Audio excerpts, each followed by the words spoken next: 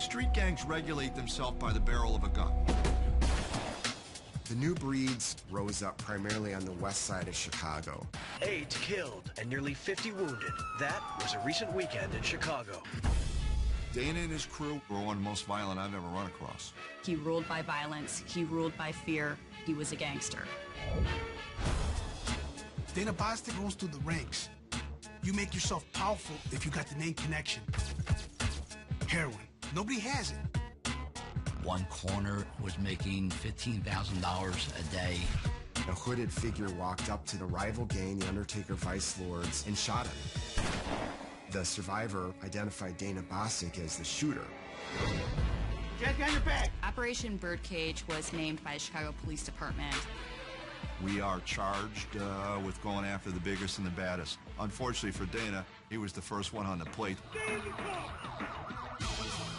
The evidence in this case was overwhelming, from the wiretaps. You got a pistol, you know what to do. The cooperators, 7 shootings and murders that Bostic directed. 25 out of the 26 pleading guilty. To say that there are no such remnants of Bostic's crew, obviously we can't. But I think it really shot him through the heart.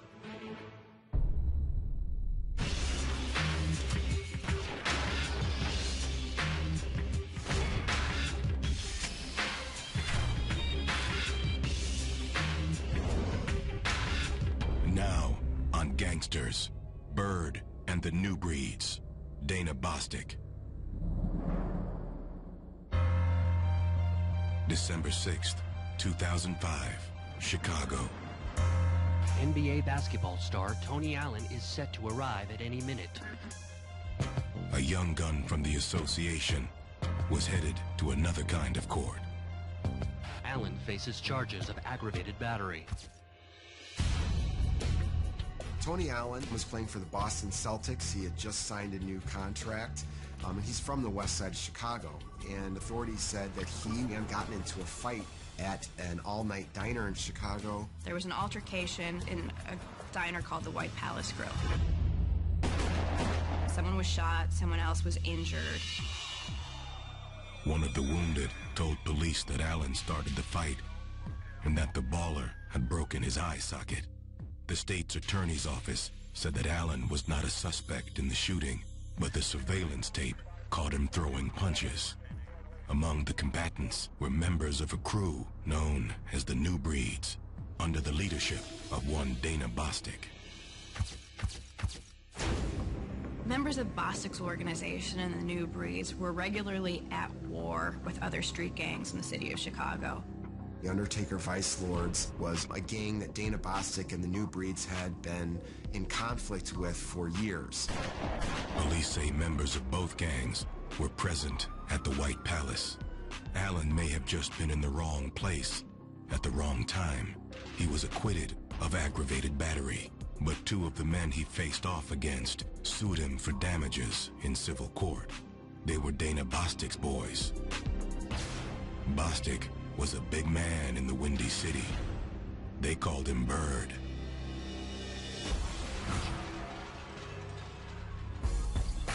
He was put in a cage and locked up tight after being convicted of running a vast narcotics ring on Chicago's west side. His own men put him down after testifying in open court that they became killers on his orders. Bird was also known on the streets as a big gangster. He looked the part. Dana Bostic is a very large man, approximately 6'2". He's an intimidating character. You know, he looked like he had some good size to him. I think that was part of the mystique of him. Bostic's physical characteristics, coupled with the way that he treated other members of his organization, all worked together in order to build his reputation as someone who should not be messed with. He deployed a crew of killers and thugs known as the New Breeds. The New Breeds, under Bostic, were an extremely violent organization.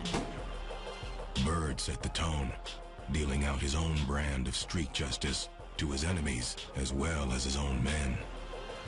Dana Bostic's organization was also violent within. He ruled with fear. At one point, one of his drug dealers, LaDonta Gill, who went by the nickname Bam, had lost $400, I believe, approximately, in drug proceeds.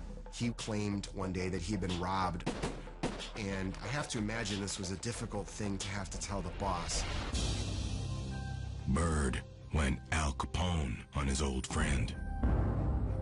Bostic meted out punishment by breaking his hand with a baseball bat. Bird and the New Breeds worked 12 city blocks for nearly a decade on Chicago's West Side, selling heroin in dime bags by the hundreds. Heroin is a hugely popular drug. It is the drug of choice of countless addicts in this area. The way that he really got a foothold was, at least as far as I see it, it was heroin. And I think his ability to sense that heroin was something that he could build customer loyalty on, and that's really what he did. He controlled a multi-block area that was in close proximity to the L, which is Chicago's train system that goes through the city. People would pop the L, come into the territory, pick up their heroin, and head back out to the suburbs or other parts of the city. One corner, it was reported, was making $15,000 a day in profits.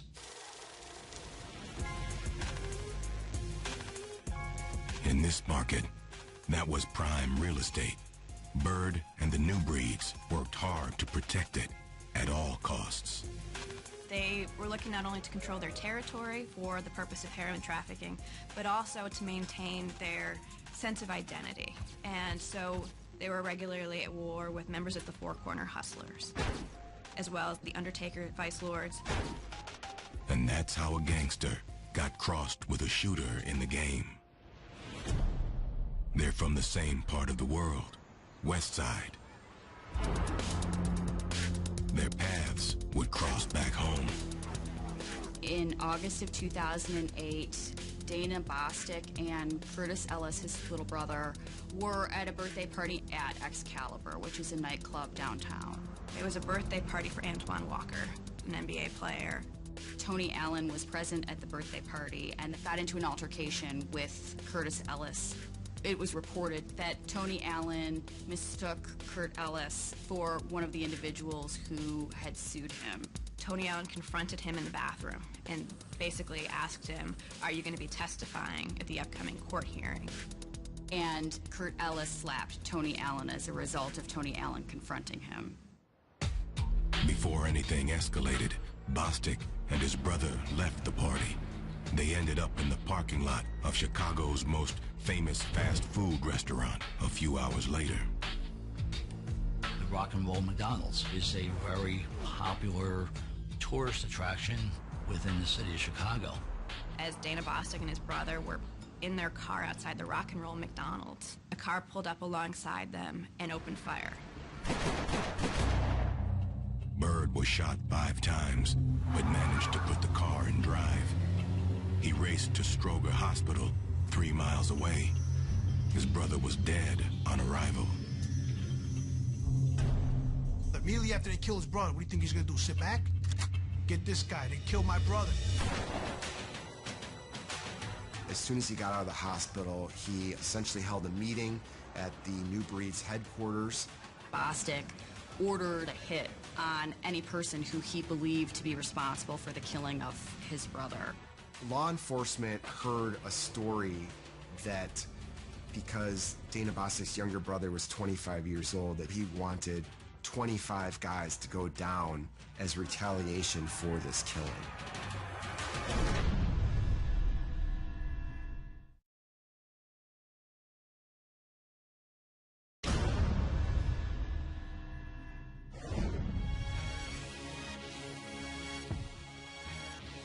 A poet once called Chicago the city of big shoulders, blue collar, lunch pail, stockyards, and slaughterhouses. Carl Sandburg could not have known what the west side of his hometown would become. That's all they do is a large amount of those guys on the west side sell drugs. The west side has a reputation as a proving ground for gangsters. the working man with the biggest, broadest shoulders for more than a decade in this new world, was a player known as Bird.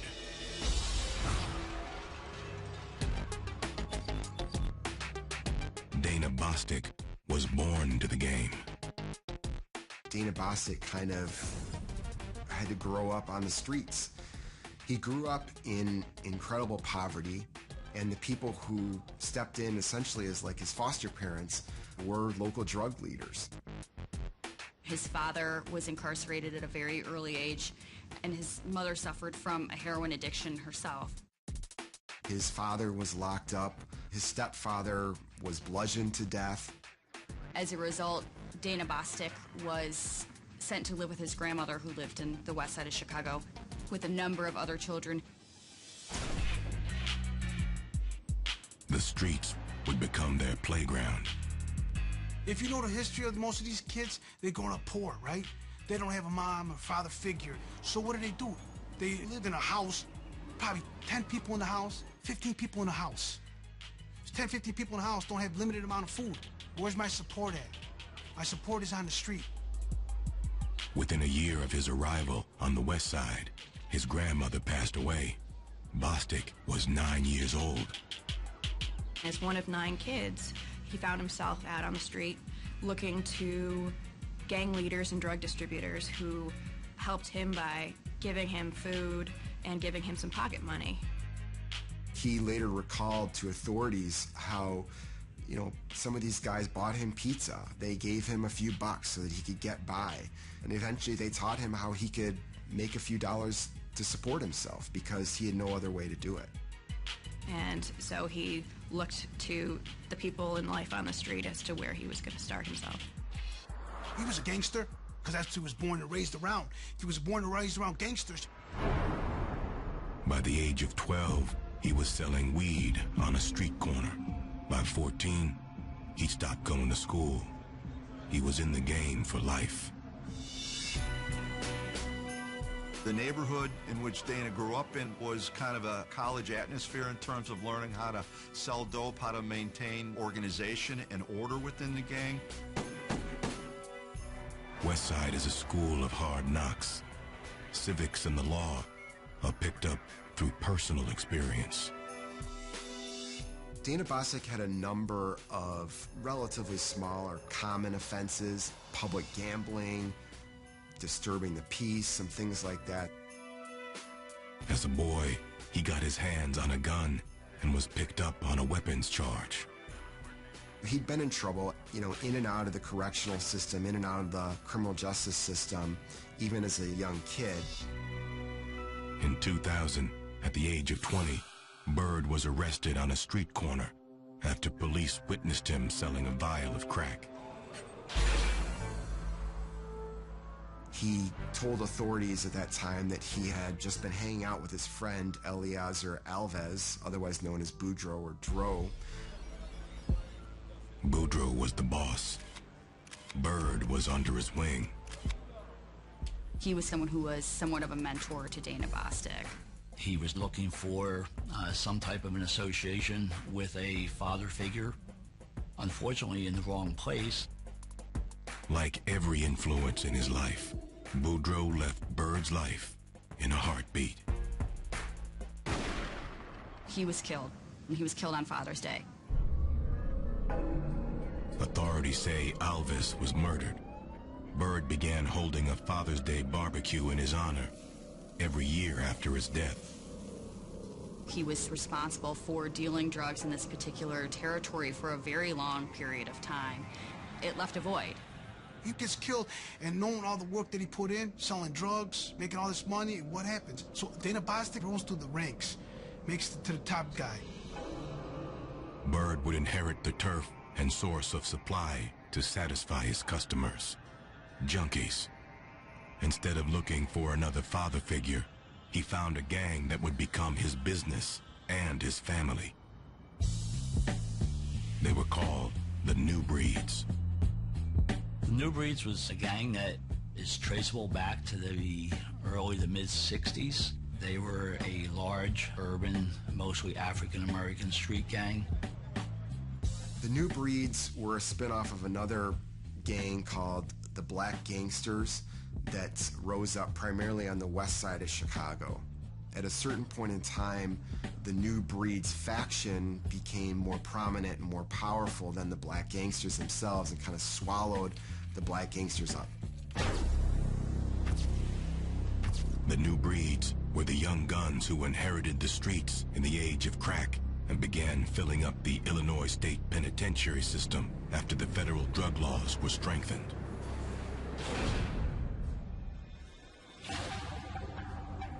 There was several power struggles within the New Breeds to the extent that while incarcerated, one of their leaders had a hit put out on him by a different faction.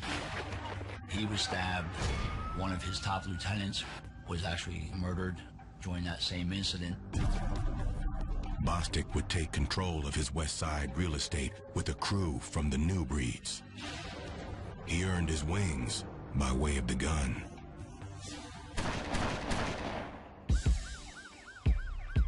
Dana Bostic was charged with a murder. It happened after a rival gang, the Undertaker Vice Lords, allegedly shot one of the other New Breeds. This killing happened in 2002. People are afraid to come out of their houses. It was one of 648 in Chicago that year. The long and the short of it is that a couple guys in a rival gang, the Undertaker Vice Lords, were out sitting in a car, and a hooded figure walked up to them with a gun, shot into the car, and killed one of them and wounded the other one.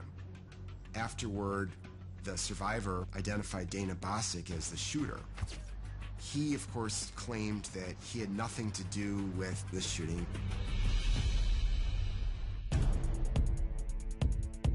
He was found guilty of first-degree murder, but he never did hard time. The reason he got off was shifting accounts from witnesses who'd once said that he'd either been at the scene of the crime or wasn't where he claimed to be, and then said later they were intimidated and backed off. Bostic's lawyer filed a motion asking the judge to reconsider the guilty verdict after the prosecution's main witness recanted her testimony and refused to cooperate further. The judge reversed the conviction. Bostic was ultimately acquitted. On the street, this only enhanced his reputation as a tough guy. Back on the street, he went to work. You make yourself powerful if you got the main connection. The drug connection is the key.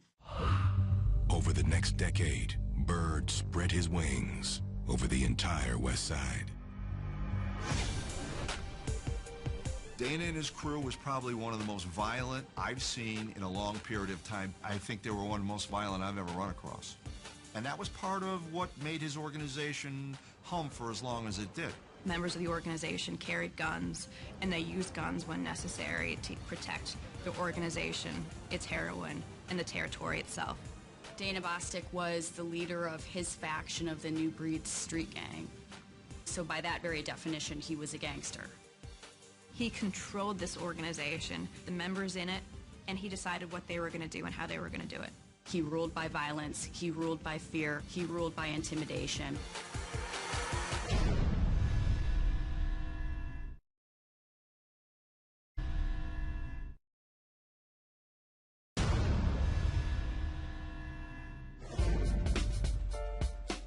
In the land of Capone and Dillinger, a new-age gangster known as Bird made his living for more than a decade off the misery of others. His name was Dana Bostic. Dana kind of came up through the AAA system all the way to the major leagues. He got his first start when he began to control a couple of blocks of the city, both in narcotic trafficking and really anything that went in and out of there. His organization had connections that stretched from the streets on the west side of Chicago down to Mexico, which is where their source of heroin supply was based. In 2001, his mentor in the game was murdered. Bird inherited his territory. He insulated himself with a crew of like-minded boys and men known as the New Breeds.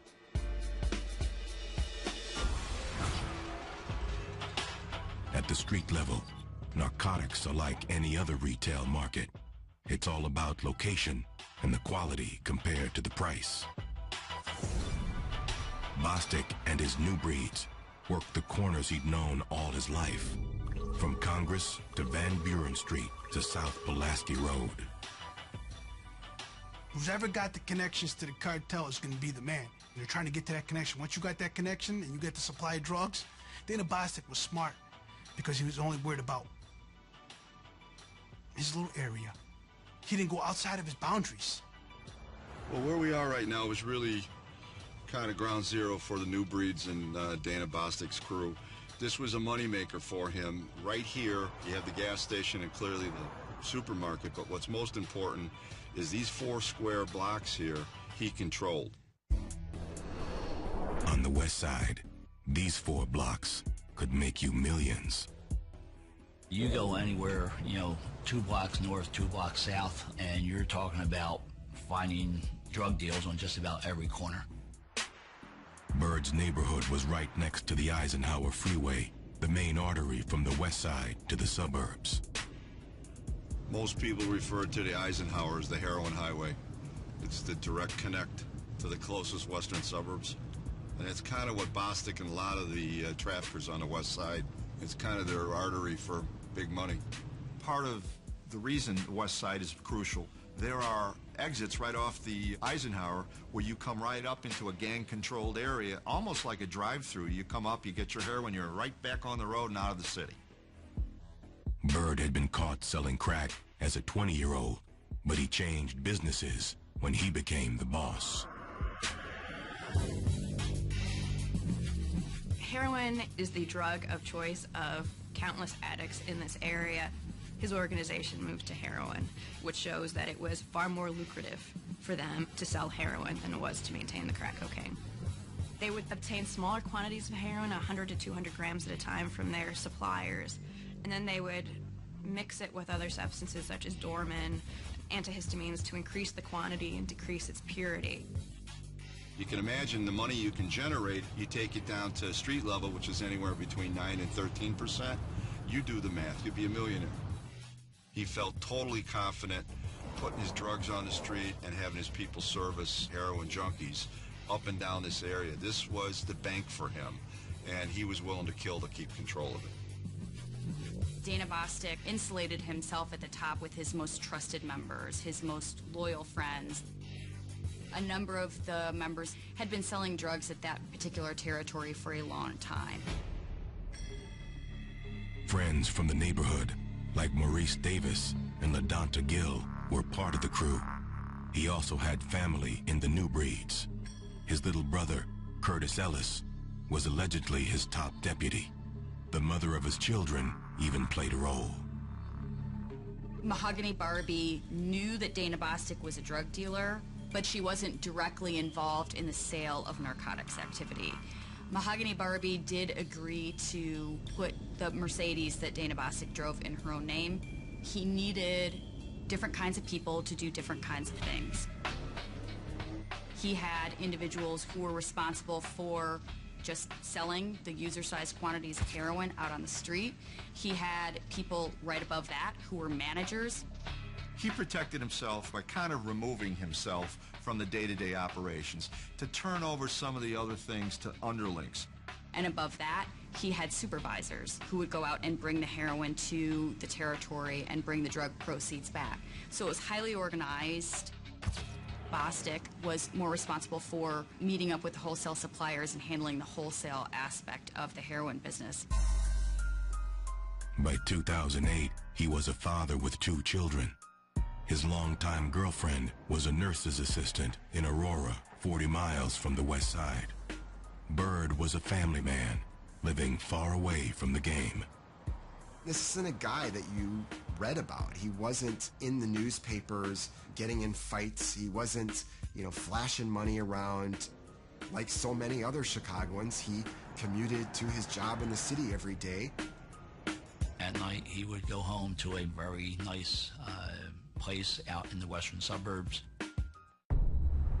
That all changed one hot summer night in 2008. Some locals made good were back in town for a celebration. An altercation with an NBA star and members of a rival crew set off a gangland war that left Bostic's little brother, Curtis Ellis, dead and Bird wounded by 5 bullets. It was a high-profile incident shining the spotlight on Chicago violence and the Chicago drug trade. That opened up the door to start an investigation on Mr. Bostic.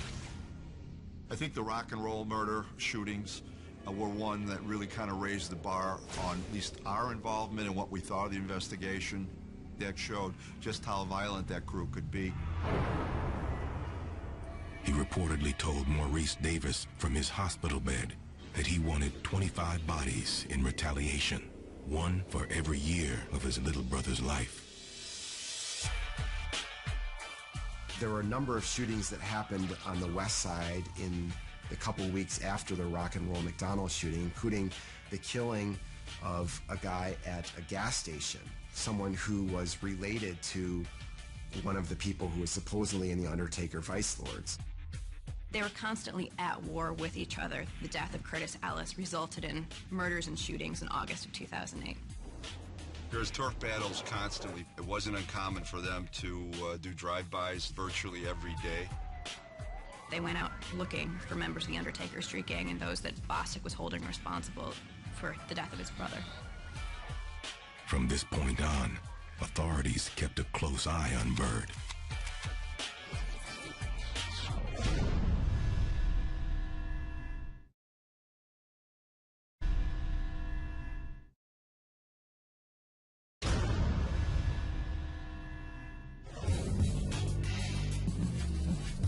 In the fall of 2008, a Chicago gangster named Dana Bostic narrowly survived an assassination attempt.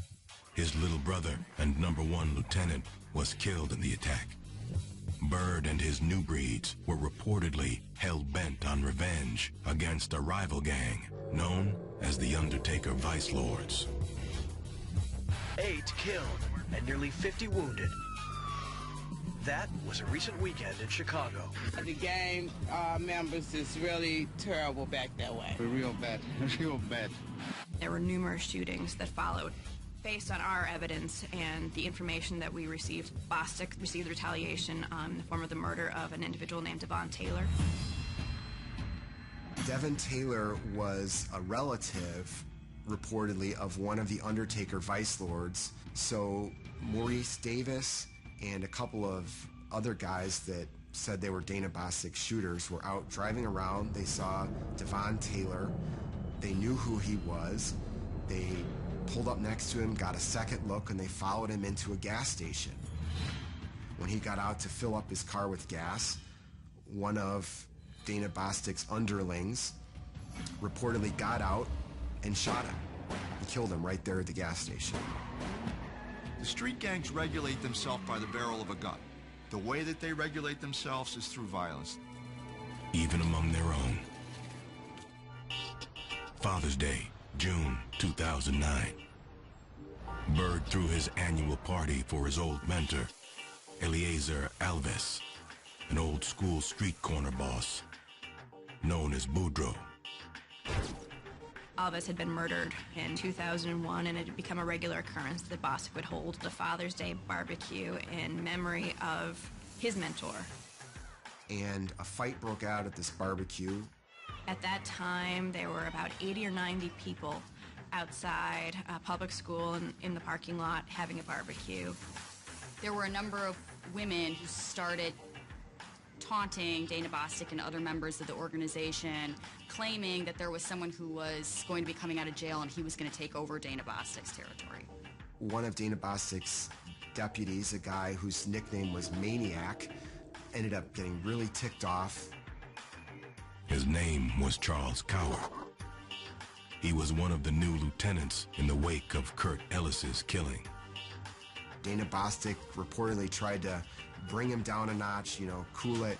Maniac hit one of the girls. He slapped her across her face, and various people went for their guns. Maniac brought out a gun and started shooting. Ultimately, Lee Floyd, who was the second in command for Dana Bostic at that time, was shot and murdered at the barbecue. He was a high-level member of Bostic's organization and also his brother-in-law. Cowart killed him. Maniac was charged with first-degree murder for killing Lee Floyd. Bird had lost his brother and brother-in-law, 2 trusted lieutenants, inside a year. In the wake of the killing, authorities launched a full-scale investigation into the new breeds. They called it Operation Birdcage. It was a joint operation between Chicago police and the Drug Enforcement Administration. Operation Birdcage was named by the Chicago Police Department, and it was named because Dana Bostic was the main target of the investigation from the beginning. We are charged with going after the biggest and the baddest. They call him Bird, and we're going to put the cage on him.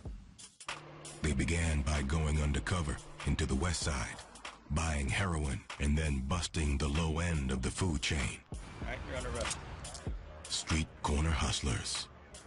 The Dana Bostic case and the case that investigated Dana Bostic's organization was significant and major simply from the standpoint of the number of individuals we were investigating. Over the course of the investigation, the DEA traced the source of supply back to the usual suspect in Chicago, the Sinaloa cartel and a Mexican named Chapo Guzman. You know what? Let's hit this head on. Let's take the gloves off about Chicago.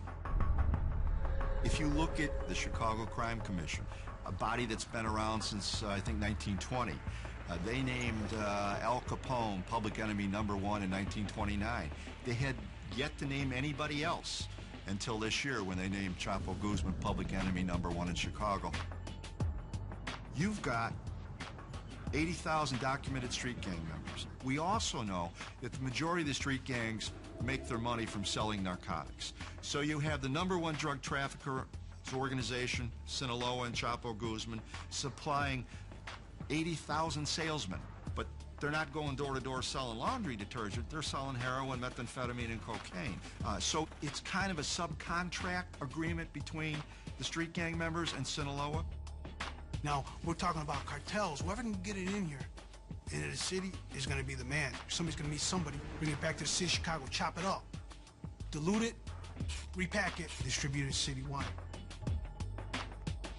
Whether he made the connection through Boudreaux or on his own over his brief life on the streets, Bostic was moving Mexican cartel heroin.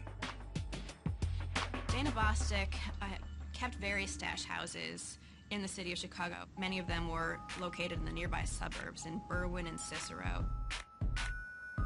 High-level members of his organization, including LaDonta Gill and a friend of his, James Kirkendall, had houses where they would allow Bostic to come and mix, process, and package their heroin. Bostic paid the rent. The Chicago Police Department and DEA knew quite a bit about how the organization was run. Through undercover buys, they needed us then at that point to assist them in obtaining additional investigative techniques such as wiretaps.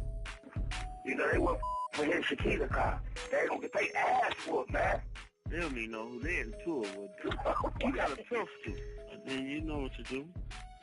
What we designed our strategy was to identify a choke point. And a choke point would be someone who could control violence on the street, largely by putting dope on the street, but at the same time had to interface with somebody, a surrogate, a subcontractor of the cartels that was supplying his organization with, in this case, heroin and cocaine. The choke point is the source for the street, someone who has the connection from abroad. To get into a major organization, it does take time. We grab the kid on the street corner, and by the time we have him into the police station and book him, there's already somebody out on the street taking his place. We've got to hit it at both parts, and the choke point is really the home run. If we can identify the choke point, it really gives us an opportunity to use our resources wisely and to get it into the appropriate venue, whether it be state court or federal court. Dana became the poster boy of the choke point because we know we can go up and down from that point. By identifying the choke point, the federal government can investigate up the ladder to the source and sweep up the dealers and enforcers on the streets down below. But before authorities sprung the trap, Bird ended up caging himself. November 2009, Bostic was arrested for drunk driving. He had a small amount of heroin on him at the time. DUI? DUI? Hasn't been involved in too much nonsense, right? Low-key guy, DUI, drinking and driving. Like everybody else, no valid DL. Come on. Authorities recorded all his jail cell telephone calls. Bird didn't hold back. Nah, that's where I'm at, man. That's what I was thinking. He said 35, man. I try to make $300. That's still too much.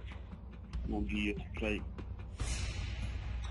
Authorities stopped watching the buys and started monitoring the pickups from the point of supply. They discovered a man named Eric Guevara. Eric Guevara had direct connections to Mexico and was receiving kilogram quantities of heroin on a regular basis. We knew that he was using the phones, members were using the phones. So that's very important for us to be able to corroborate what we see on the street and hear on the street. It kind of puts the picture together. July 2010, authorities listened in to Eric Guevara describing a large shipment of heroin headed north to Chicago. We finally decided, look, we've got Dana, we've got his underlings, we got to make a move. August 13th, 2010, Operation Birdcage hit the targets. That was a big day for us. I think we had several hundred cops and agents on the street that morning. We got as many as we possibly could. One by one, got all of Dana Bostic's top deputies. He himself was a fugitive. He knew where the trap's at. He knew what you gotta do.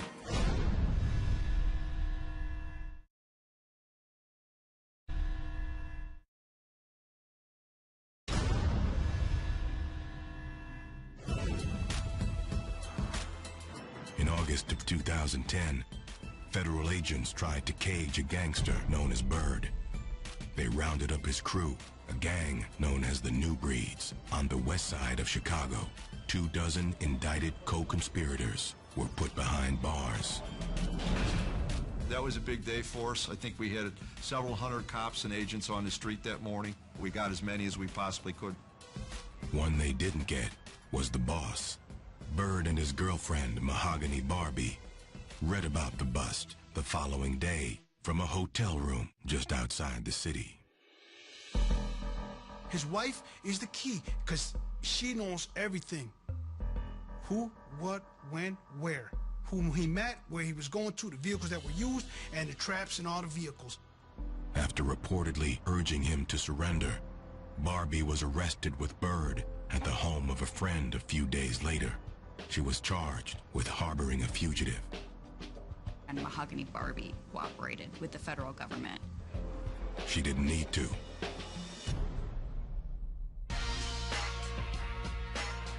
The evidence in this case of Bostic's heroin trafficking operation was overwhelming. The interceptions from the wiretaps, the cooperators, through the work performed by the Chicago Police Department in an undercover capacity, as well as from getting Bostic's calls from Cook County Jail when he was locked up on a probation violation, demonstrated that Bostic had this massive organization that distributed heroin. Of all those who were indicted in this investigation, Operation Birdcage, all of them were eventually rounded up and sentenced. I believe except for one who was a fugitive and I think remains a fugitive. 25 out of the 26 who were indicted ended up being captured and pleading guilty. And that's a pretty high batting average. In that regard, Bird was no exception. For me, I feel so proud of my guys and the police officers that work that when they plead guilty, because they know the case is strong, that really makes us feel like we did our job right. In this situation, our case was tight. They knew it, and they tried to cut the best deal they could.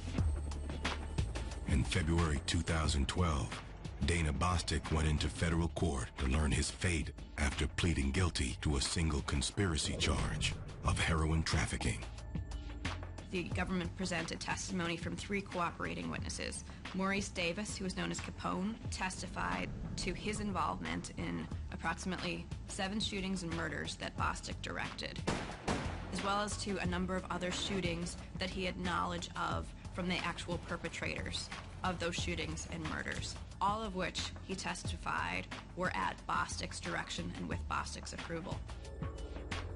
Despite admitting under oath to acts of murder, Maurice Davis got just 20 years.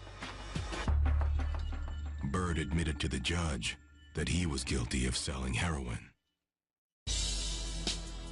Dana Bostic, however, denied that he had any involvement in the violent acts, that he directed any of the shootings, and was upset at the idea that the cooperating defendants had stated that he was involved in those violent acts. He told the judge of his childhood and the loss of every loved one in his life.